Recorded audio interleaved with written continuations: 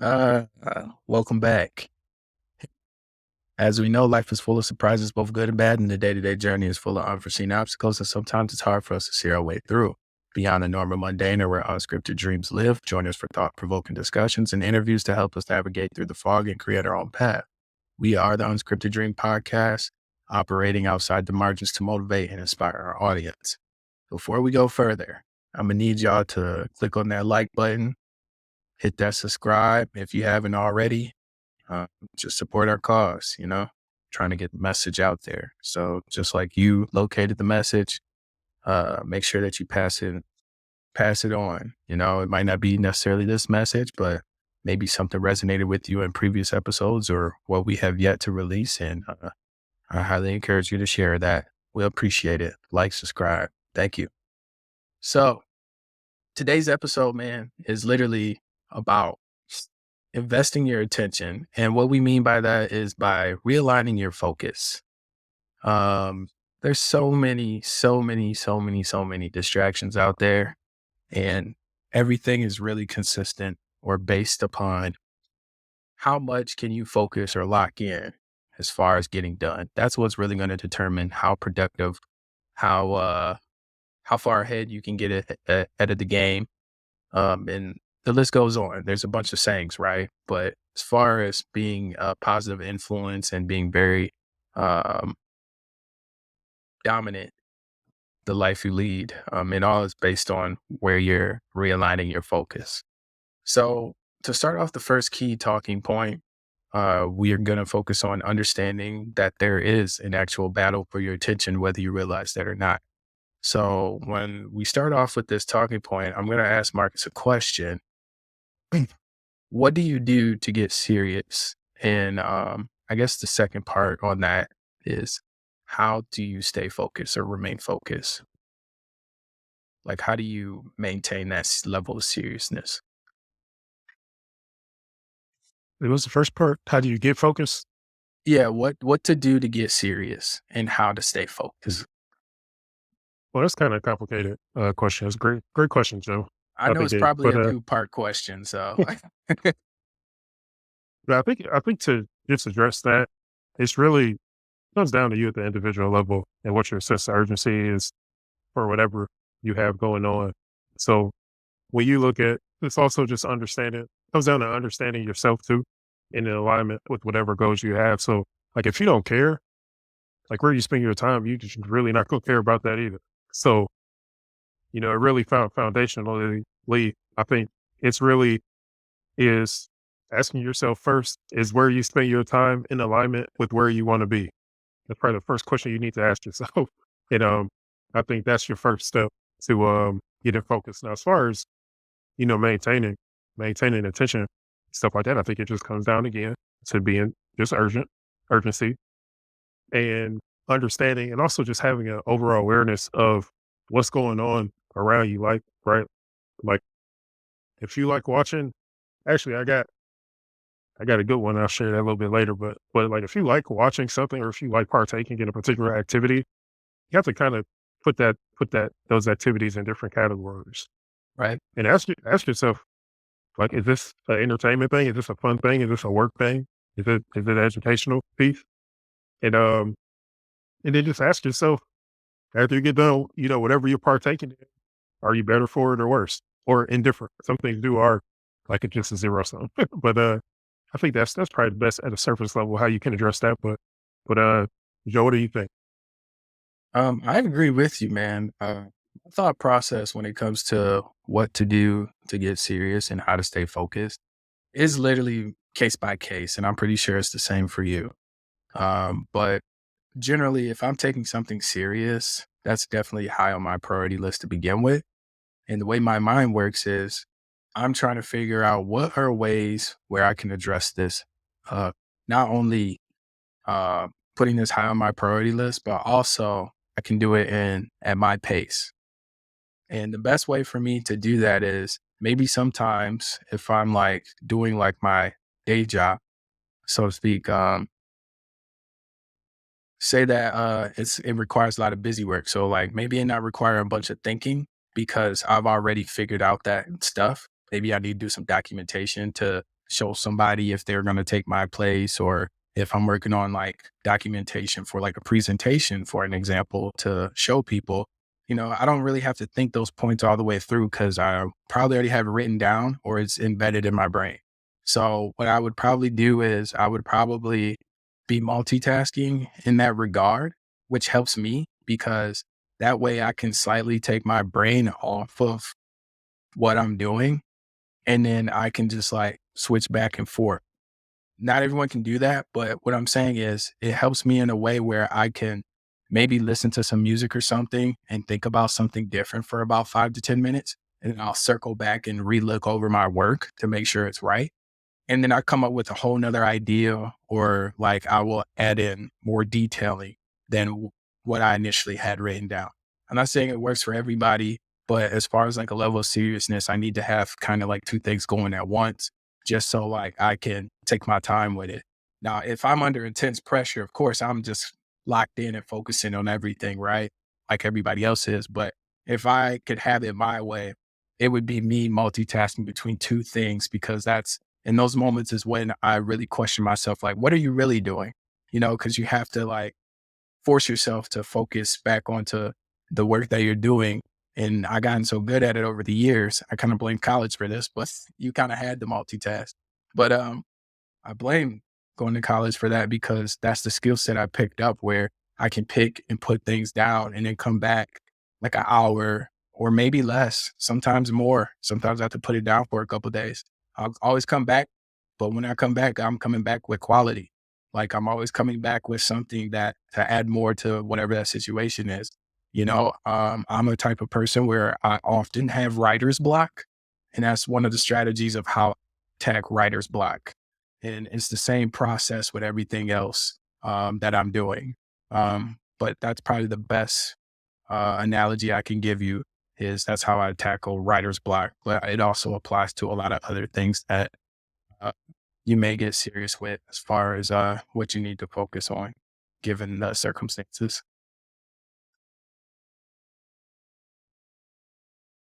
So what's interesting about like attention and staying focused is like fundamentally, I don't know if I addressed this the right way off the bat, but Probably, but but like just understanding what's really important to you. And when I say that, it's really understanding like what do you want to do with your life? It's what I'm really trying to get at is and just having an understanding of like it's an investment. Like your time, when you put your time into something, like what are you getting out? What are you walking away with? Whatever you're doing right now, or whatever you plan on doing. Like say you go to the club, you're spending time there. Like you're spending time at the club. What are you getting out of that? And what does that look like for you? Or if you're going to the library, or if you're locking in doing some work, or if you're going to your job too, like that's one of your things too. The amount of attention you put into your job, the amount of effort you put into it might have a correlation to what you get paid, or your advancement opportunities, or your lack of opportunities too. So it's really like money. I mean, same thing. It's an investment. So like what you're putting in, are you getting out? You kind of get out what you put into it. And if it's like low grade, it's kind of, I think about it like when you go get gas. What is it? 89, 87, what's premium, whatever. It's premium. It's usually, I know some other stuff now, but it's usually that unleaded. Then it's the like the mid grade. Then it's the like premium, premium right? and then diesel. Yeah. Yeah. So yeah. So we'll just keep it at 4. I think most people know what I'm talking about. But think about that. Like certain vehicles only can take certain types of fuel, and they have different qualities. So certain actions, depending on the vehicle that you use, which is yourself, and really more so your mindset, like what are you putting into your system? I mean, that kind of goes into like diet too, just trying to paint the visual here too. If you eat cheeseburgers every day, it's going to end bad for you. It is, so I remember I went to like You're not seafood. lactose, are you? I am lactose, Wow. but I remember I went to the seafood. This is unrelated, but I mean, whatever. But I went to the seafood buffet. This is probably like a year and a half ago. And, everybody want to get crab legs. And they had the butter, everybody want to get the butter, the cups of butter and all this stuff. And I sat there and I saw that butter on my plate, like go from a hot liquid to solid. And I said, man, say I can't be doing this. But that's what I'm saying is that like the things you put in your body or the things that you're exposing yourself to, you have to be mindful of because you could be like after I saw that butter silent up, I was like, oh, this is straight poison, which means it's probably doing that in some way in my body. And that's why people have like clogged arteries and stuff like that. But that's kind of what I'm saying is that, yeah, it can look good. It could be something that's appealing on the exterior. It might taste good in the moment, but deep down, it's kind of like a poison. But that's probably, I think that's what made me think about that. But I hope I painted a good picture of the message I was trying to convey there. I mean, I got a kick out of it, but why don't we just keep it going? So when you think about this, man, realigning your focus and everything, man, I think a lot of people don't understand like the value of, well, not the value, but the level of importance or the impact of stress. Like stress is Yeah. going to determine your outcome in every situation. I don't care what it is. If it's a high stress, it's going to impact what you normally do. And that's why I explained earlier as far as having some type of system down, because that's how I cope with stressful situations like deadlines. And so to go further on that, man, you need that stress reliever. You need that need because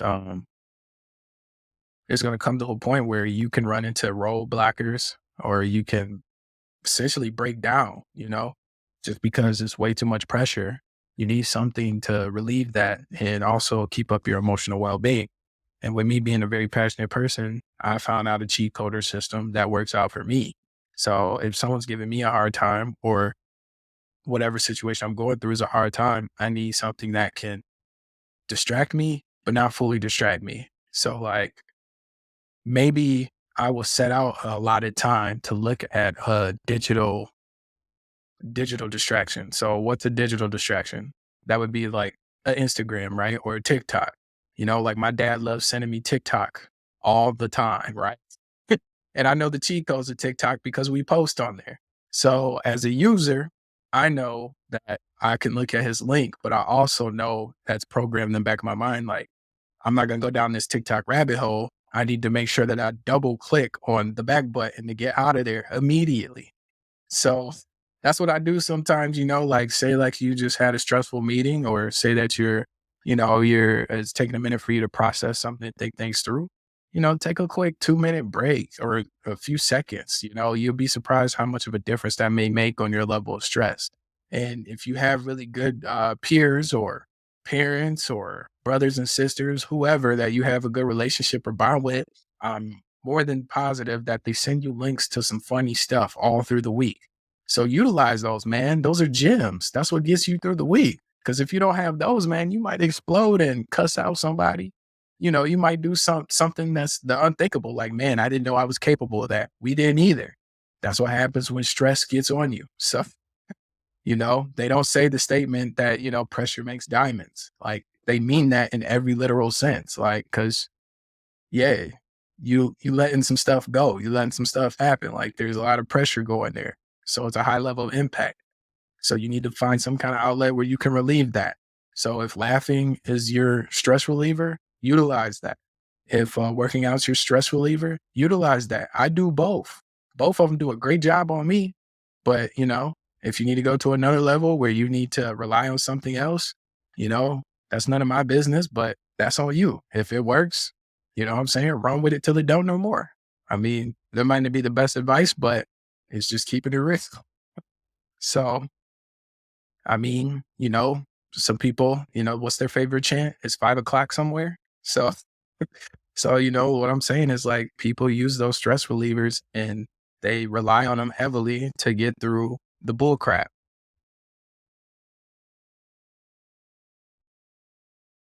Yeah. And so distraction, right? That's one of the things. But I want to briefly touch on just the attention economy and that it's as big as it's ever been. It's probably only getting bigger. It used to just be TV and people on TV. Yeah. Now anybody can be on technically what TV is really your phone and any other with anything with the screen. But just as far as the attention economy, when I mention the attention economy, is that it's really like an economic system in which companies and people compete for our attention for profit. So if you're on social media, if you're watching TV, you know the ads, whatever, commercials, all that stuff's paying the Especially bills, but during they the don't. Yeah, holidays. yeah. And I could just think like this week or last week, I got caught up in this. I watched the basketball game on Saturday, right? But you know how your phone, like we all know that your phone's always listening and spying. So then I watched this basketball game. I rarely have time to even do it, but I watched this game. And after this, I started getting these like shorts recommended on my YouTube. And it's all these like Jeff Teague. If you don't know who Jeff Teague is, he's probably most famous for playing for the Hawks. That's probably why most people know him. But I didn't know Jeff Teague had a podcast, but it's like really entertaining, you know? It's So hilarious. now so now I go through this rabbit hole of typically something I don't do because I'm always working on something during this time. But I was like, I'll take a couple hours off just to watch a basketball game. Next thing I know, I've probably watched an hour of shorts of Jeff Teague's podcast. Paul Paul George has a podcast. I think Pat Bev has a podcast. Draymond has a podcast.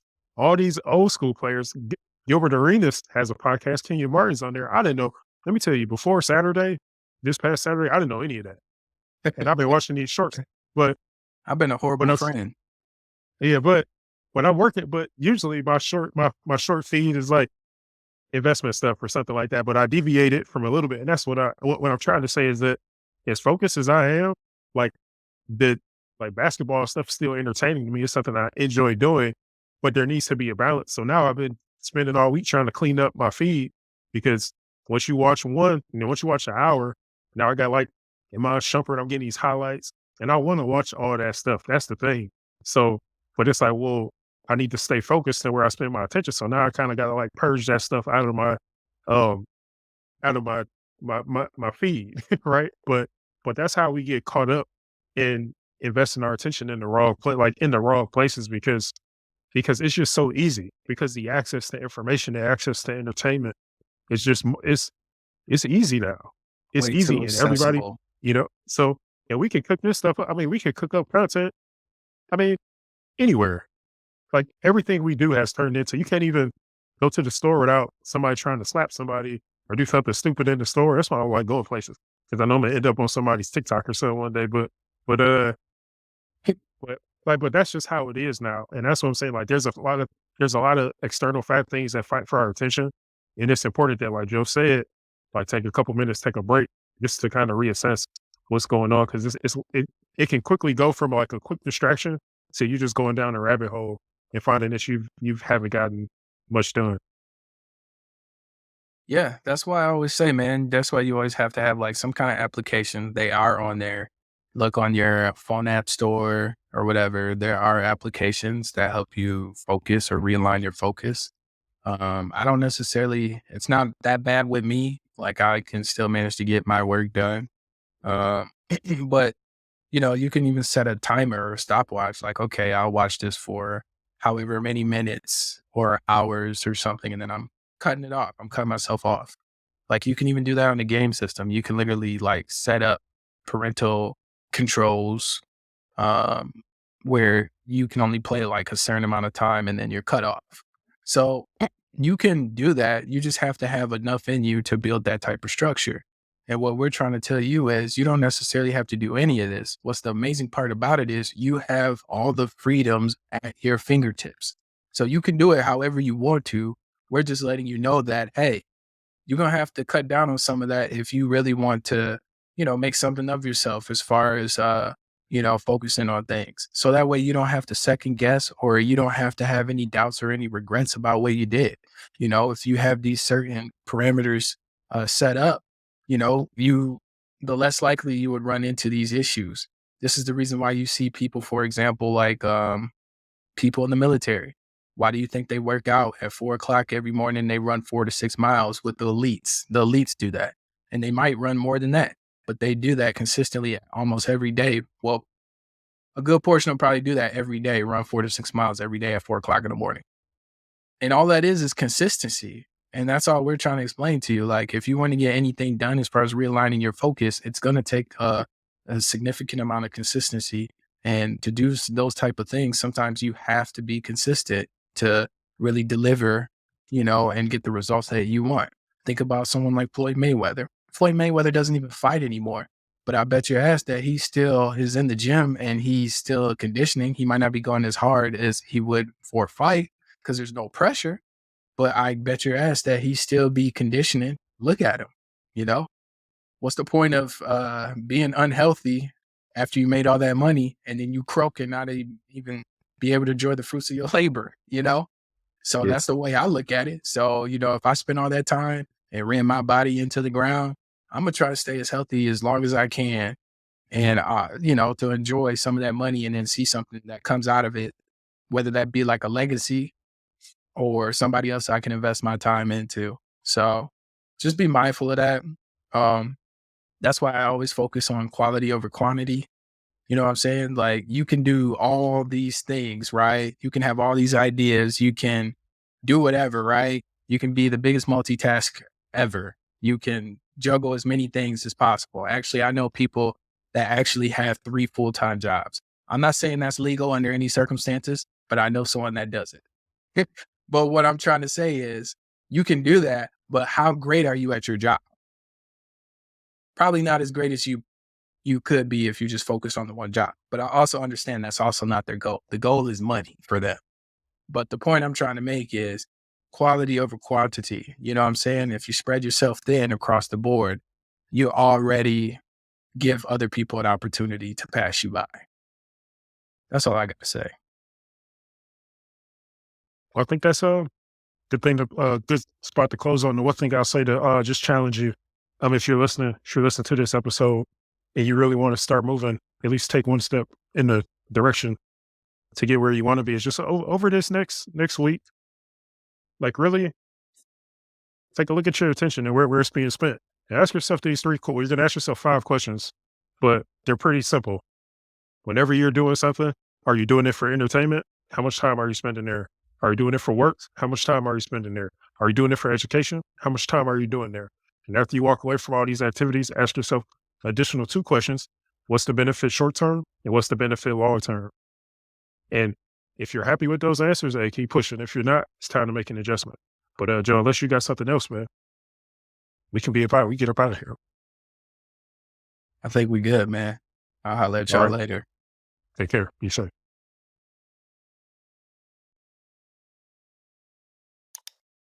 Gapstone.